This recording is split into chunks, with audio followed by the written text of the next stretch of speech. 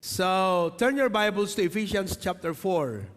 Ephesians chapter 4, and let us read verse number 11 up to 16. Ephesians 4:11 to 16. Today, we will start the series about the doctrine of the church. Tapos na po tayo sa doctrine of God. Okay? Ephesians 4:11 to 16. Nung nasarakan yun, say amen. All right. Let's read all together. Starting in verse 11, go. And he gave some apostles, and some prophets, and some evangelists, and some pastors and teachers, for the perfecting of the saints, for the work of the ministry, for the edifying of the body of Christ, till we all come in the unity of the faith and of the knowledge of the Son of God, unto a perfect man, unto the measure of the stature of the fullness of Christ, that we henceforth be no more children, tossed to and fro, and carried about of doctrine by the sleight of men, and cunning craftiness, whereby they lie in wait to deceive, but is speaking the truth in love, may grow up into him in all things, which is the head, even Christ, from whom the whole body fitly joined together,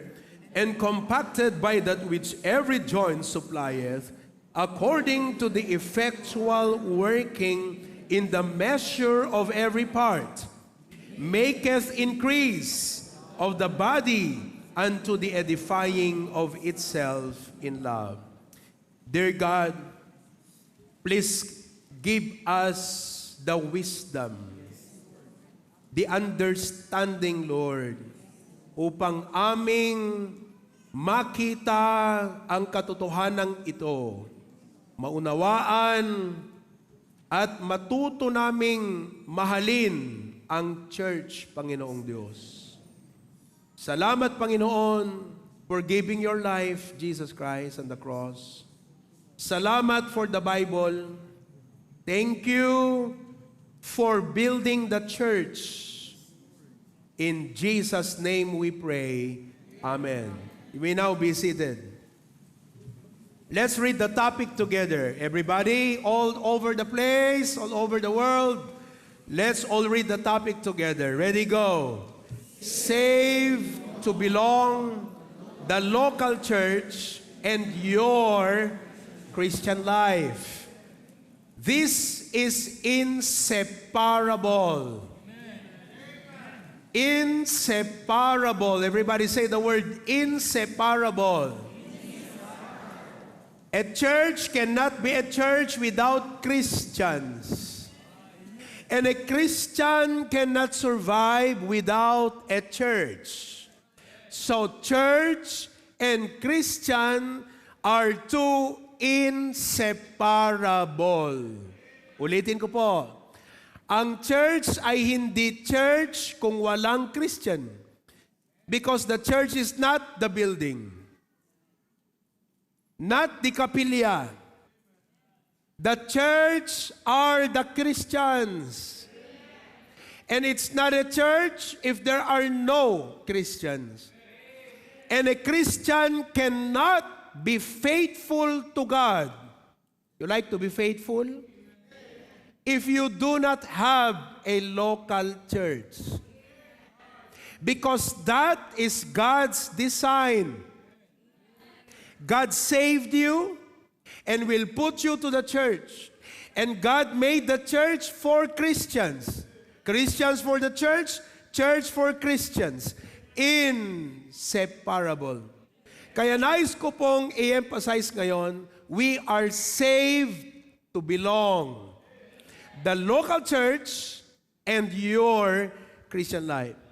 Many today say, I love Jesus, but I don't need the church.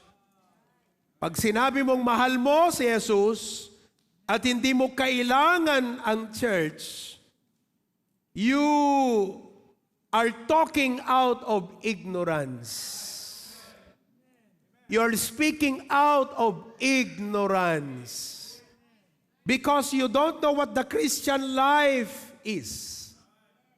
The Christian life is about church life. So wag niyong iisipin na ang church is only a place you go to on Sunday. An activity you attend every week. The life of a Christian is a church life. Let me say that again. The life of a Christian is a church life. So when you are at home, your home is the extension of your church. Your job is the extension of your church. Bilang Kristiyano, ang buhay mo ay buhay church.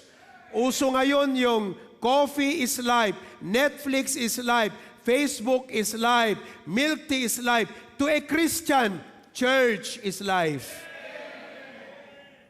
So don't claim you are a Christian, but you don't want to be a part of a church. You are not going to live as a Christian. This mindset of I love Jesus, but I don't need the church, this mindset is foreign. Hindi likas ito sa banal na kasulatan, strange. Kaya po yung kaisipan na I love Jesus, I don't need a church, hindi po sa Diyos galing ang idea na yon. Idea lang ng tao yon. Because kung tatanungin natin ang Diyos, if you're a Christian, He will immediately put you in a church. Immediately, He will put you in a church. Nung masave ka, naisip na ng Diyos kung saan ka ilagay na church. So the idea is not of God. The idea is not of God. So if you feel like, I just want to be a lone Christian, I don't like to go to church, I don't like to be a part of a church, I don't like to have a commitment, ayoko magkaroon ng responsibilidad sa church, I just want to live a happy Christian, that idea is of the devil. It's your own like, it's your own preference, not God's. And I know many of you might come to feel that way. I don't like to go to church anymore. Sobrang mahirap magsilbi. Kailangan ganito, kailangan ganyan. I want to have a Christian life on my own. God said, that's not my idea. It's your preference. Because God's design is the Christian is supposed to be a part of the church. That's the truth. Just as a newborn, what is a newborn? Bagong panganak o sanggol must belong to a family, a new believer must belong to the church. Let me put it this way. When a baby is born, hello? Sige, sulat nyo muna para makatingin kayo sa akin dito. Sulat nyo muna. Kaya nga, binigyan ko na kayo ng outline. Kasi pag kinopya nyo lahat yan, hindi na kayo makikinig. Okay, are you ready? Listen, when a baby is born, he is not only born, he is born into a family. Pag ang isang sanggol ay pinanganak, hindi lang po hanggang doon na siya ay pinanganak, kundi pinanganak siya para sa isang pamilya. Kaya nung tayo po'y naligtas, we were born again. At niligtas ka para sa isang church family. Kaya pag iniisip mo ngayon, gusto ko lang ligtas ako, ayaw ko ng commitment sa church, ayaw ko ng attendance sa church, ayaw kong may pastor, ayaw kong maging parte, you just want to be born. Then look, watch what happened with the baby that's born, but no family taking care of that baby. Kaya po, katulad ng sanggol pinanganak para sa isang pamilya, ikaw din ay niligtas para sa isang local church.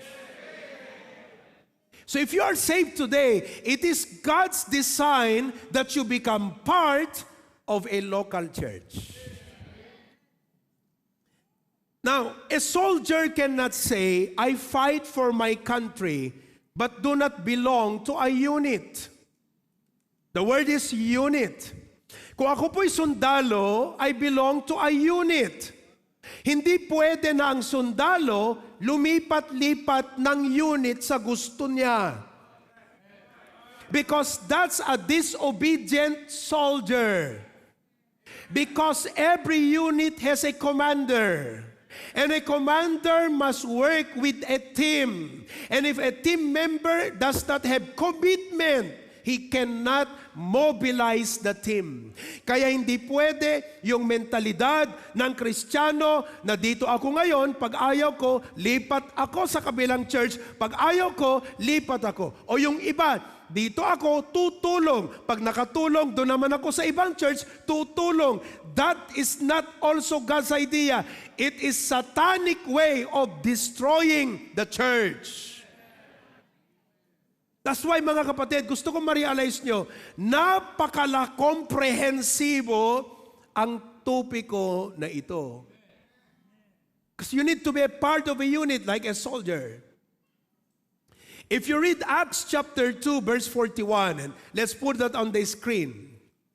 Habang sinusulat nyo po yung word na added at saka baptism. The missing word is added and baptism. It is given that once a person is saved, he should be added to the church. Let's look at Acts 2:41. Then they that gladly received His word were baptized. Automatic po yan sa Great Commission. Of course, you don't baptize unsaved. But it is given na pag na-save, mabaptize. Mahalaga pong itatak nyo sa isip nyo yung ang concept. Pinanganak ang bata, hindi lang hanggang doon. Pinanganak to a family. So pag naligtas ka, you are saved to be a part of a church family. That's automatic in the Bible. So today, many Christians are coming up with this idea, you know, I go to church where I like to, I just attend where I like to. That's from the devil. That's not from God. That's your preference. That's not the principle of the Bible. And I want that to be strongly adhered by this church. Now, the Bible says, then they that gladly received His word were baptized. Verse 47. Praising God and having favor with all the people. And the Lord added to the church daily such as should be saved. Let me put in Tagalog. Idinadagdag ng Panginoon sa church yung mga dapat maligtas. Hindi po yung church ang makakapagligtas. Pero yung mga maliligtas, anong ginagawa? Idinadagdag sa church.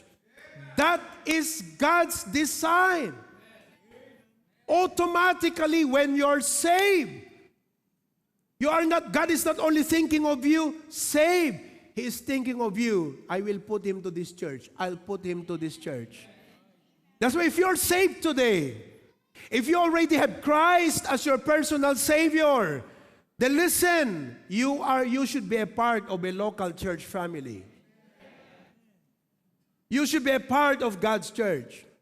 Okay? Nobody in the book of Acts, was saved and then left unattached. Wala kang makita sa book of Acts na naligtas and he went on his own. No pastor niya daw lahat. Walang ganun sa Bible. Pagka naligtas, kinokonek kagad ng Diyos sa church na may pastor.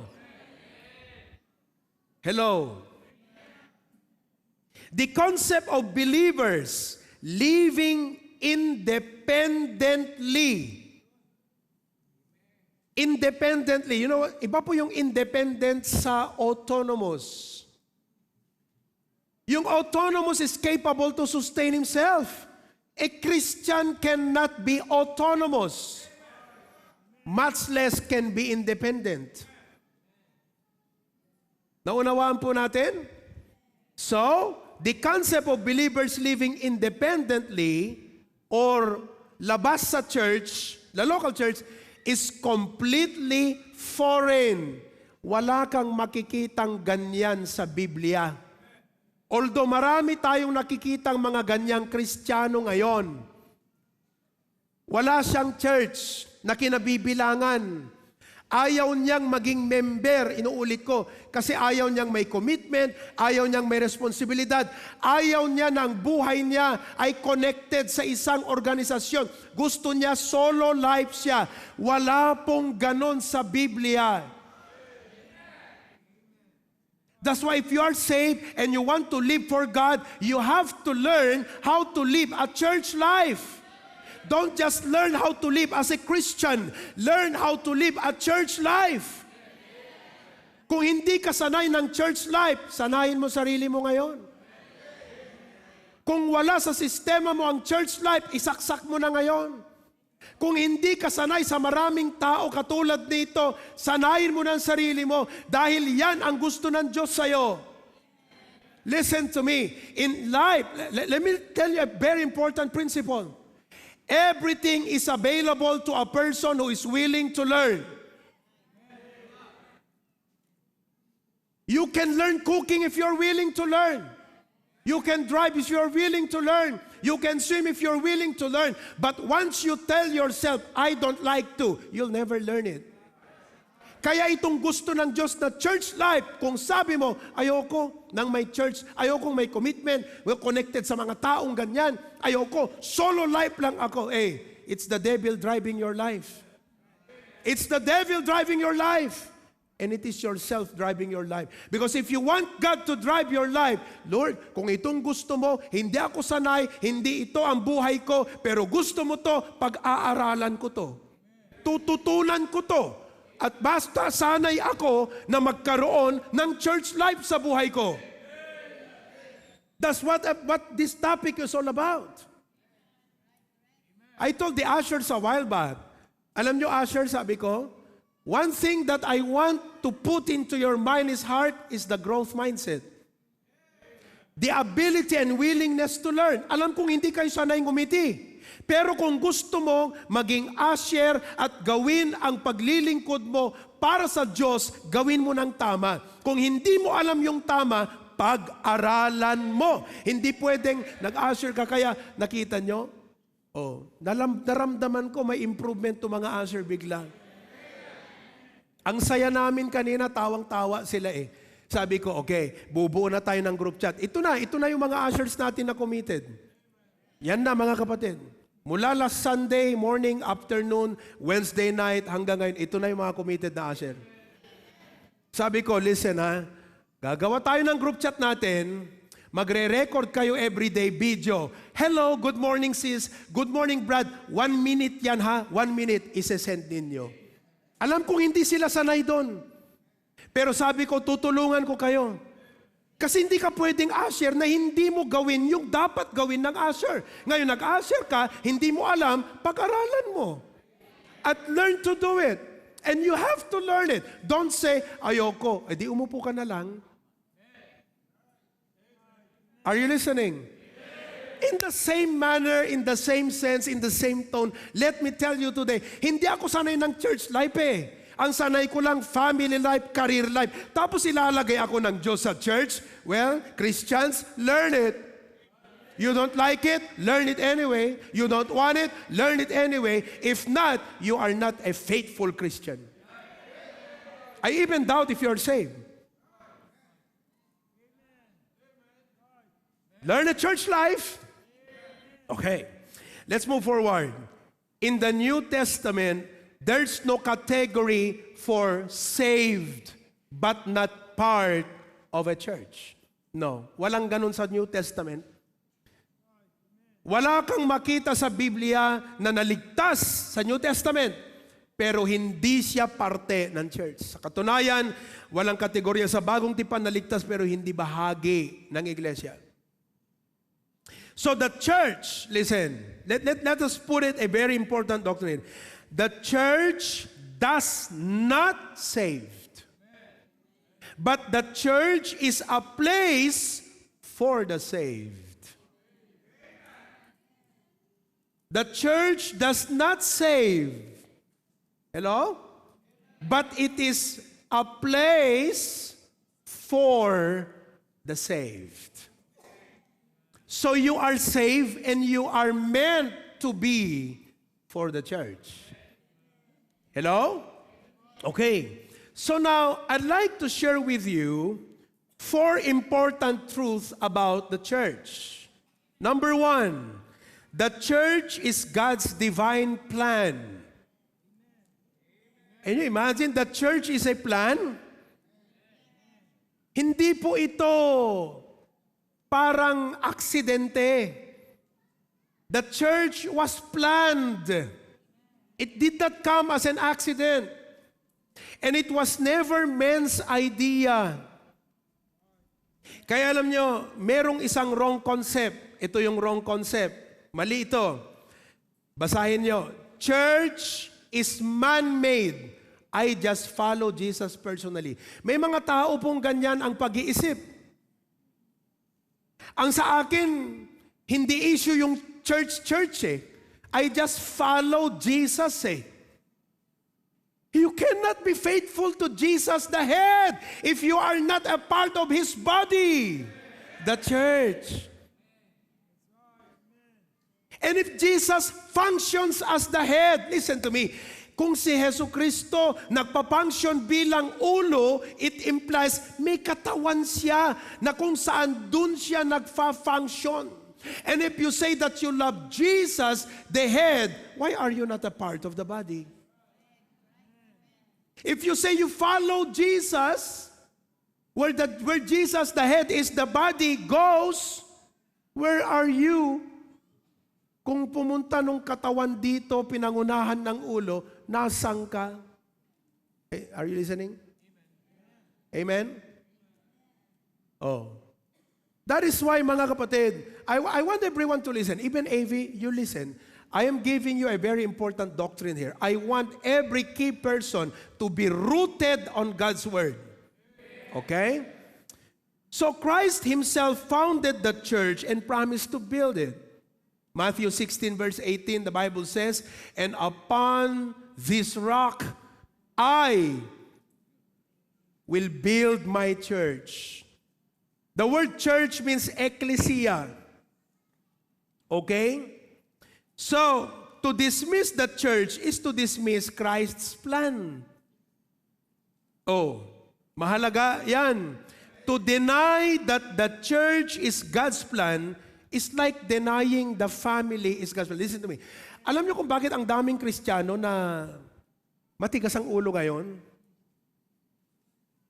Kasi they were not taught about the essence of church life.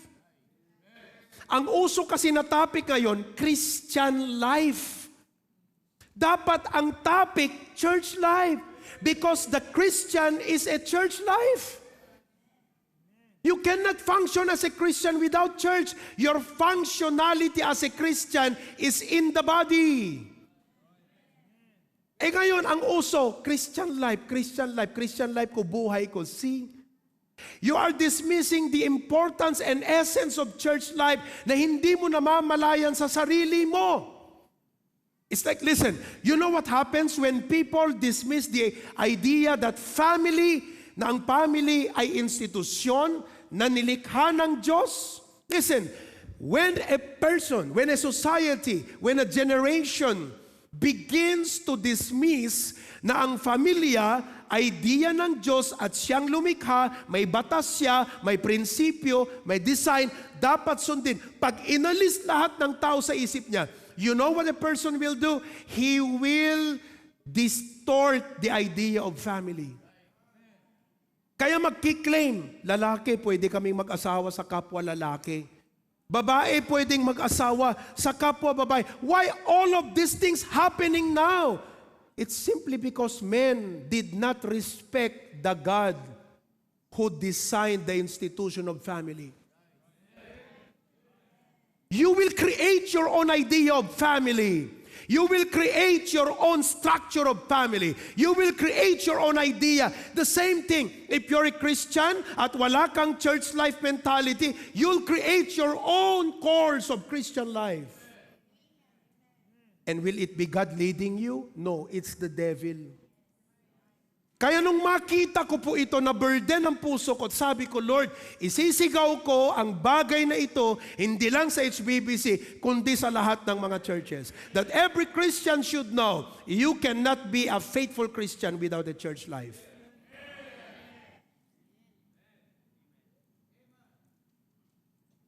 And you know what, listen, if you reject the church, are you following? Pag nireject mo ang church, anong mangyayari sa'yo? You will invent a DIY Christianity.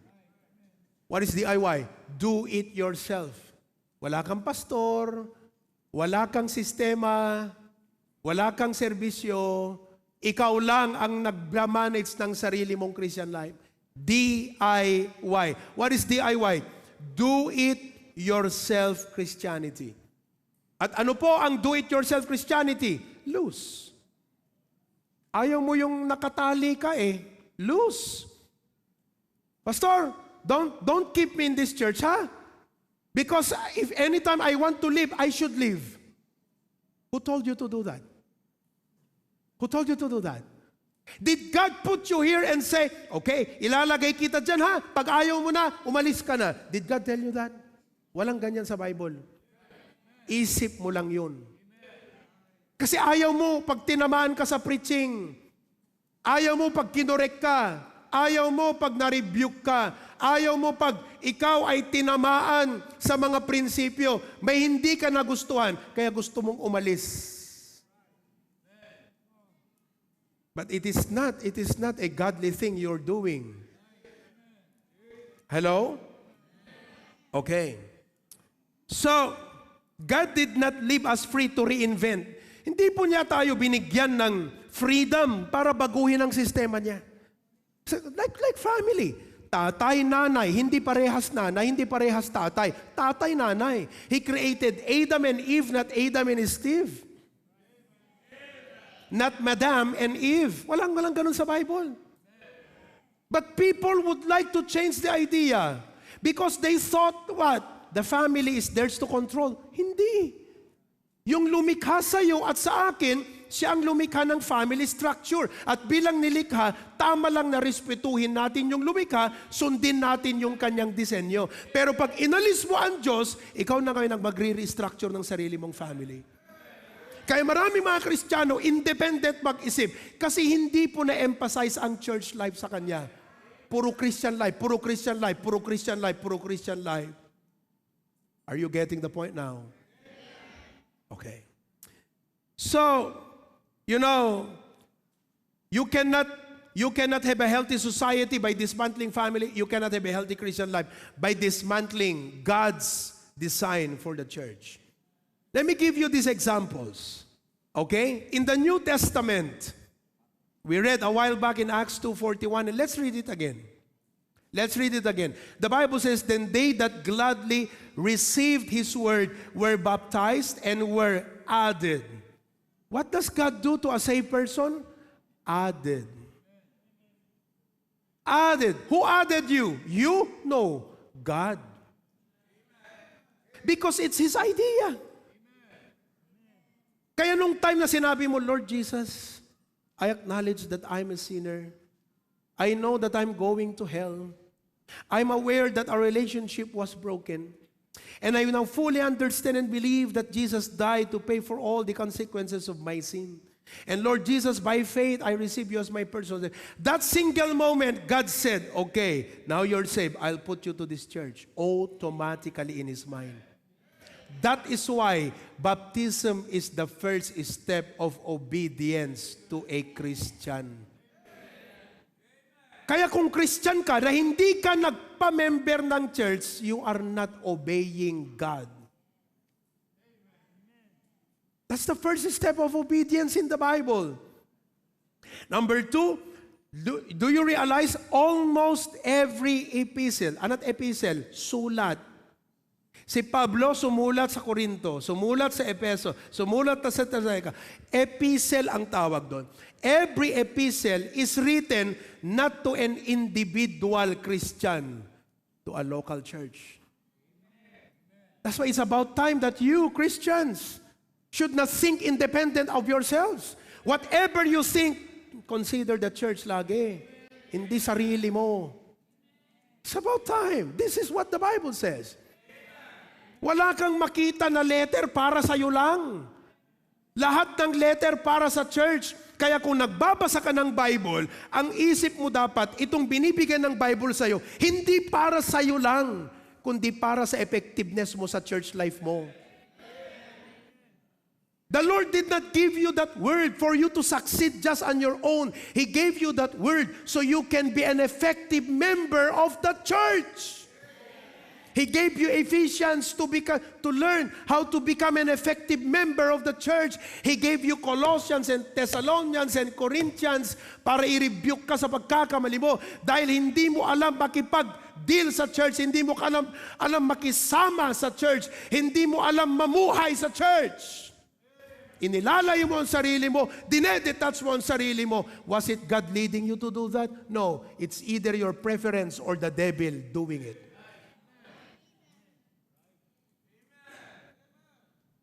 We read that all over. Number 3, even personal letters. You know what's personal letter? Written to a person. These personal letters ay hindi po sinulat sa individual na miyembro. These personal letters like 1 and 2 Timothy. Sino si Timothy? Pastor po siya. Sino po si Titus? Pastor. And same with Philemon.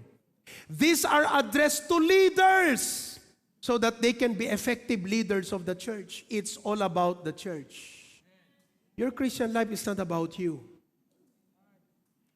It's about the church. Dapat maintindihan ng bawat isa sa atin yan ngayong umaga. So, number 1, the church is God's divine plan, not man's idea. Second, the church is God's environment. The word is environment. Kaya kung Christian ka, ang environment, ang growth environment mo, hindi seminar sa labas. Hindi ko sinasabing huwag kayong mag-attend ng seminar sa labas. Hindi eskwela ang growth environment ng Christian. This thing can give you tools like education and all. Hindi unsaved na mga kaborsya, kabarkada, komadre, kompadre. That's not your growth environment, Christians. Your growth environment is the church.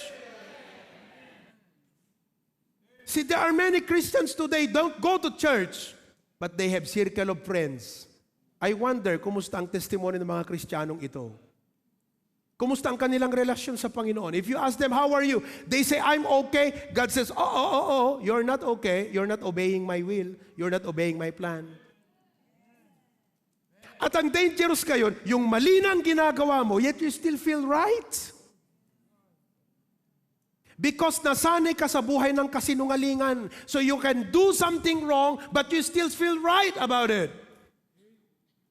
So that when you begin to do something right, you feel something wrong. Kaya ngayon mga Kristiyanong walang church life pero ang daming barkada sa labas, mali yon, but they feel it right. Tapos pupunta sa church, pinapa-amen mo. Pag nag-amen, they feel it wrong.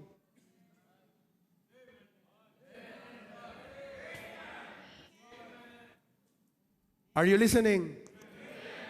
Because you have to understand, every living thing needs an environment. Every living thing. A fish cannot survive on the tree. Anjibik, ilagay mo yung, ano yung masarap na isda dun? Yung puti na parang bangus pero maliliit? Balat. Alam nyo ba yung isda na yon? Balat? Purong, sabi ng iba. Pero same lang yon, di ba? Purong, balat, yun din yon. Masarap na isda yun. Diyan mo, saan ba nakukuha yun? Ilog o dagat? Baybaygan Karayan. Aba, hindi nung isdang yun ah. Kayang-kaya niya sa maalat at sa kasi natamnay. Pero, nulinutom, nagtaba. Ikampiyas na, my goodness. Marami kaming piyas doon sa Barangay 7 kung kailangan nyo. Sisira lang. Pero ilagay mo yung balat doon sa kahoy, mabubuhay. Ilagay mo yung ibon doon sa dagat, mabubuhay. Hindi po, sapagkat lahat ng nilikha ng Diyos, dinesign niya, may environment. Kaya nung sinave ka rin ng Diyos, may environment din. So don't structure your own Christian life. Don't do it your own. Don't plan your way. Stop it. All things are passed away. All things are become new. Conform yourself to God. If you don't like, then go your way. You're not for this church. Are you listening? Kaya po itinuturo ko sa inyo ngayon yan. Okay? Now, every Christian needs the environment. What environment the church provides? Number 1, instruction in truth. There are so many fake news around. So many things on cell phone, young people. And the cell phone is not a healthy environment for you. Ang healthy environment ng Christian church, para dun siya matuto ng katotohanan.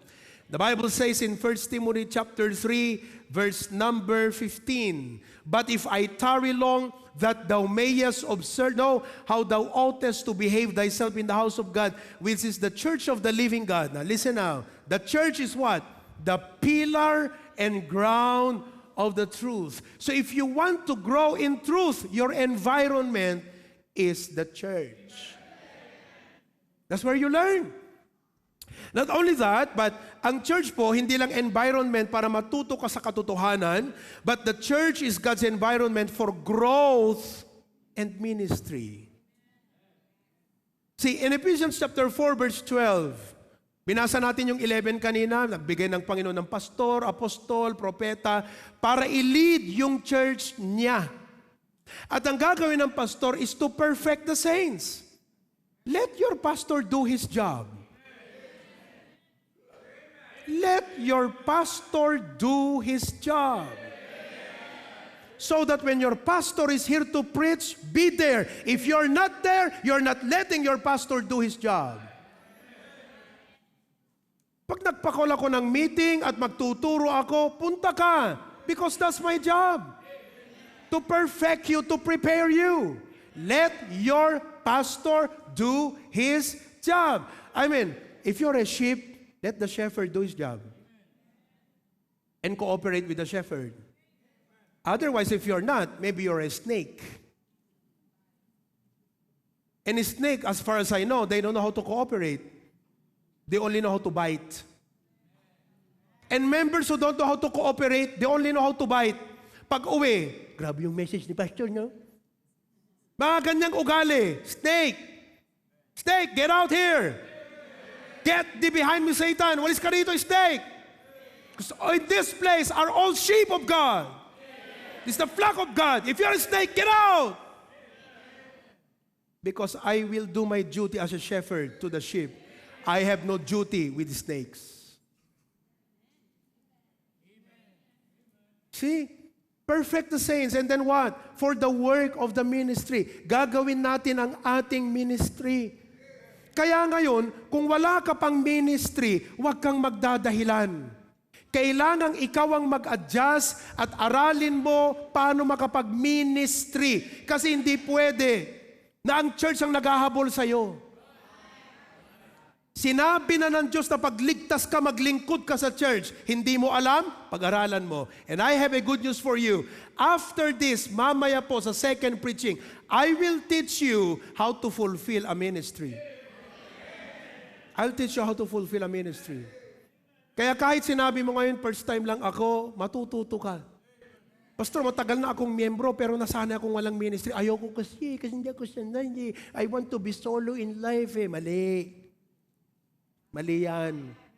That's not God's. That's your own idea. You're not being led by the Spirit. You're led by your flesh. Third, the church is not only God's environment for truth, for ministry, but for accountability and fellowship. Accountability. You must be willing to be accounted.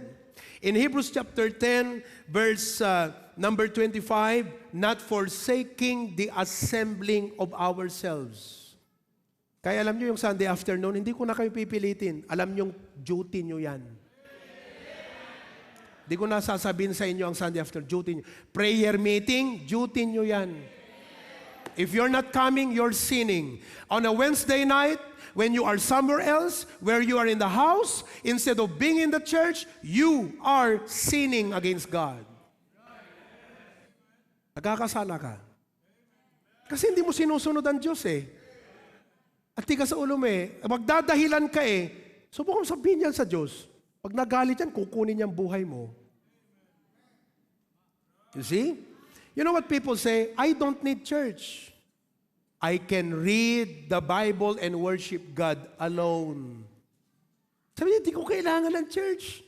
Kailangan ko lang, I can read my Bible. Bakit? Sa church pa ba kailangan akong matuto? Lalo po ngayon, ang daming YouTube, ang daming Facebook, ang daming live stream ng mga churches. Sasabihin ngayon ng Kristiyano, ba't pa ako magbibilong sa isang church? Ang dami ko nang pwedeng panooring pastor dyan, oh. And I'd like to address that once and for all. Be careful. If you want to learn doctrine, learn it from your pastor. If you hear things on Facebook and it's questionable, refer it to your pastor.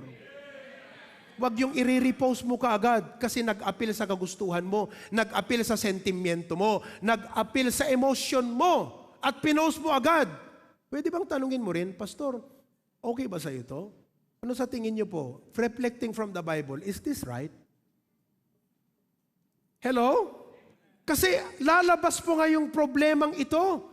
Halos wala ng pastor na hindi nagla-live stream. Yung iba nga nalalaglag pa yung kanilang cellphone. Sige pa rin ang live stream. Samantalang grabe ang mga live stream natin, napakaganda. Naka-in place ang mga camera, lahat. But every church today, pati nga pare, ang galing nang mag-preach. Kaya kung ikaw ay ma-emotional lang na tao, sentimental lang na tao, na naghahanap lang ng mga comfort, emotions and everything, makukuha ka dun eh. And that's very dangerous today. I have to teach you this, folks. I have to teach you this. Now, if you prefer that mindset, then go. Kasi ngayon pa lang hindi ka na mailid. Ngayon pa lang. Ano pa kaya kung nabigyan ka ng malaking ministry? Amen ba? Now, the Bible itself, how do we address this? I don't need church, I can read Bible and worship God alone. The Bible itself says growth happens in the body. Lahat ng growth makita mo sa katawan, that He may grow thereby. What? The Word of God. How? The Word of God. How do you grow in the Word of God? The apostles, the prophet, for the perfecting of the saints. See, spiritual gifts are given to serve others in the church, not in isolation. I like to put this last part. Mahalaga to. Okay? Inilagay ko talaga tong last part na to eh. Basahin natin. Ready? In Scripture? Go. In Scripture, every believer is a functioning part of a body. Automatic yan. Ilalagay ka ng Diyos sa katawan para mag-function ka doon sa katawan. That's in Romans chapter 12, 4-5. Read it at home.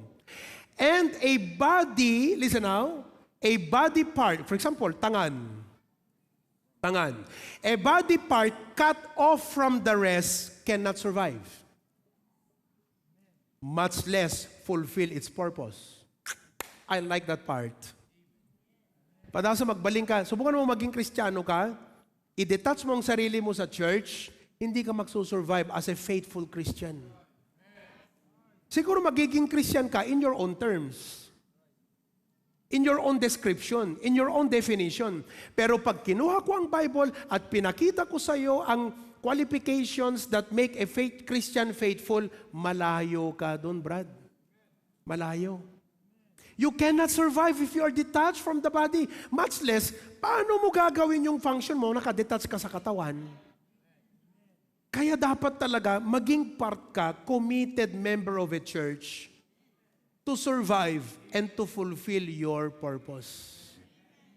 Are you still listening? Buhay pang lahat? Okay. Number three. Siguro skip natin yung number 3. We move to number 4. I'd like to discuss number 3 next time. Number 4, we go to number 4. The danger of independent or church-hopping Christianity.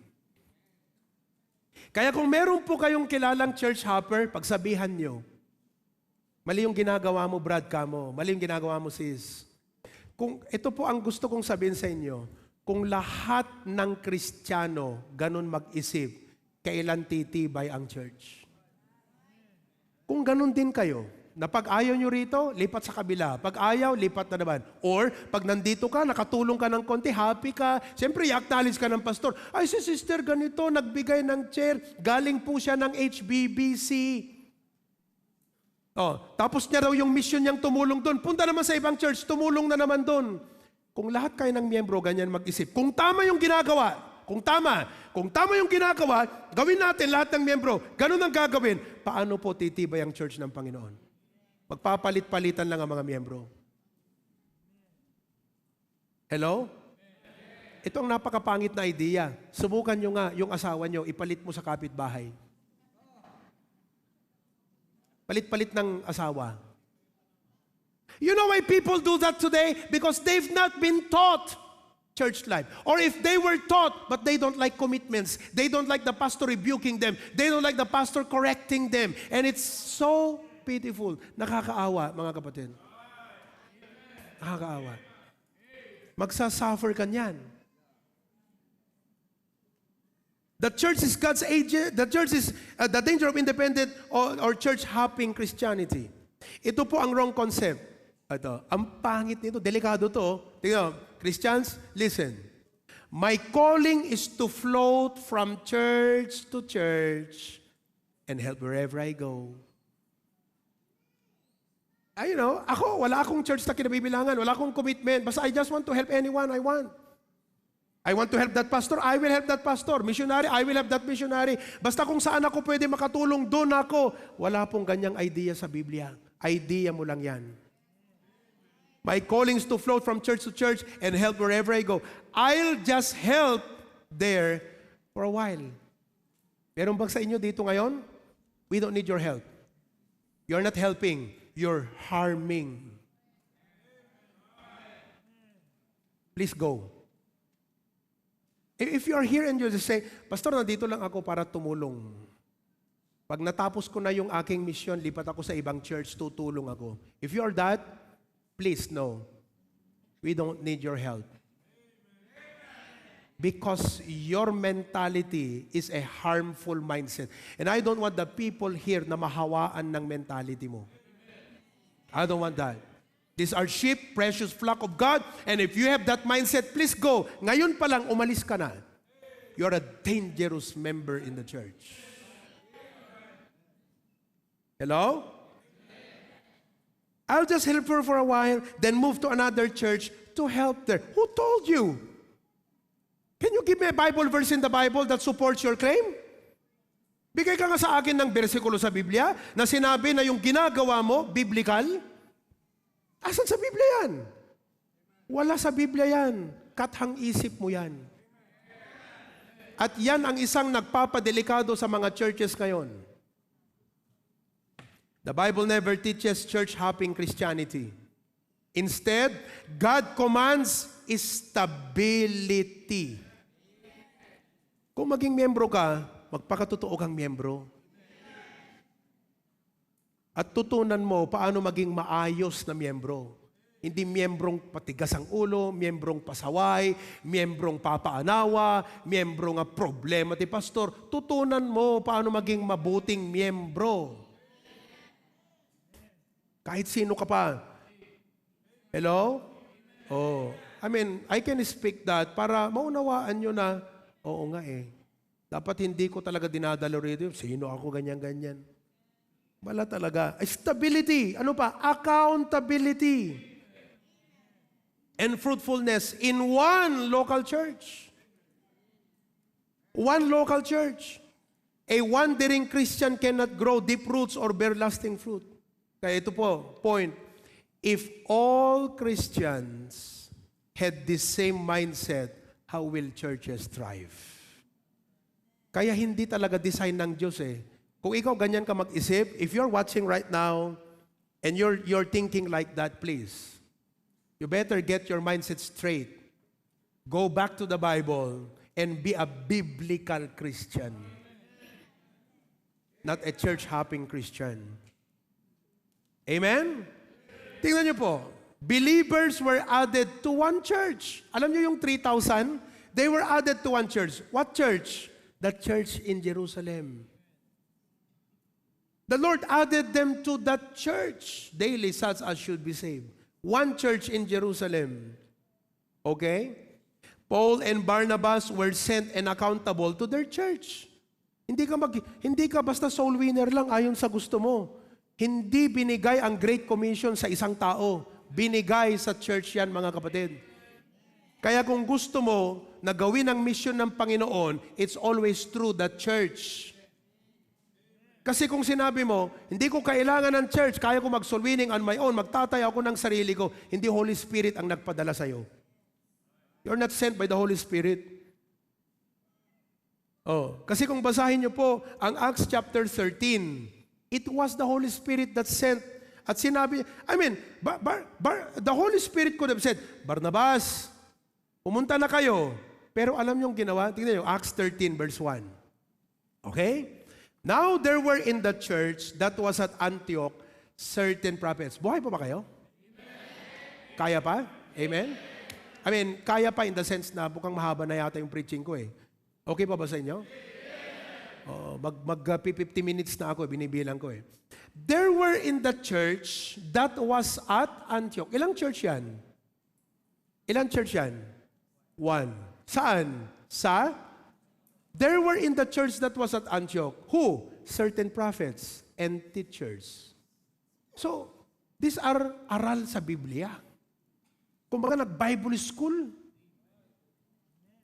Sila nagtuturo. Sino sila? Barnabas, Simeon, Lucius, which had been brought up with Herod the Tetrarch, and Saul. You remember Saul? Siya po yung nagpe-persecute sa church, na save on the road to Damascus, naging Paul ang pangalan. Verse 2. As they ministered to the Lord and fasted, the Holy Ghost said, separate me Barnabas and Saul. Okay, I want you to notice something here. Carlo, sinong nagsalita? Sino? Ulitin natin. As they ministered to the Lord and fasted, the Holy Ghost said, separate me Barnabas and Saul. Sino ang nagsalita? Sinong kinausap? Mali.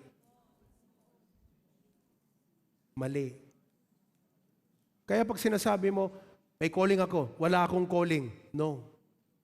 It's the church the Holy Spirit spoke to.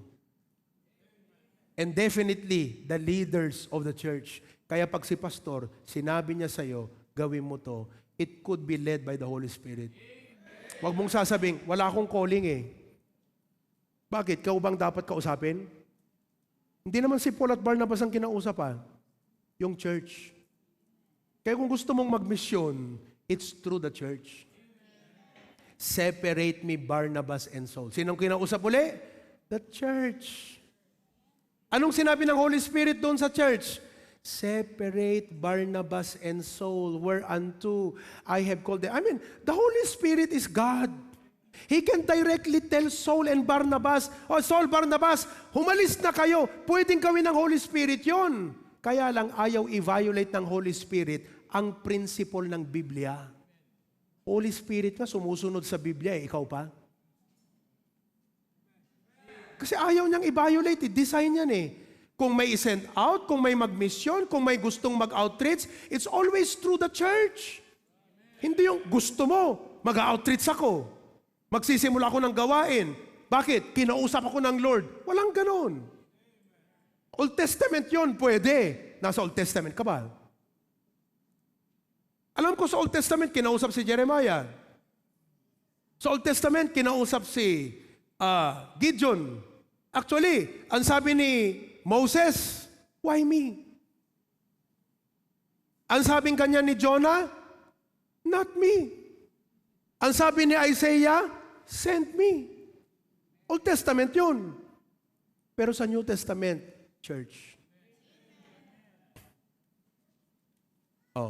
marami ang dapat mabagong mindset. Kahit kayong matatagal na miyembro, maraming dapat maayos na wrong mindset ninyo.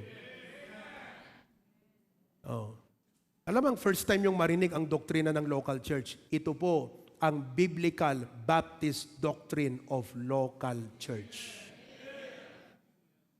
And all of God's people say, ituloy natin next time.